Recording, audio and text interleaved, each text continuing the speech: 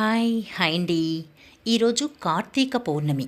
కార్తీక పౌర్ణమి రోజున 365 ఒత్తులు శివాలయంలో కానీ విష్ణాలయంలో కానీ వెలిగించినట్లయితే ఎంతో పుణ్యం కదా.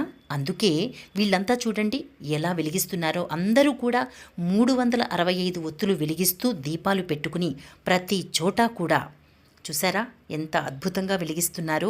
తెల్లవారుజామునే వీళ్ళందరూ వచ్చి ఇలా వెలిగిస్తున్నారు. చూడండి, మనం కూడా మొత్తం చూసొద్దామా.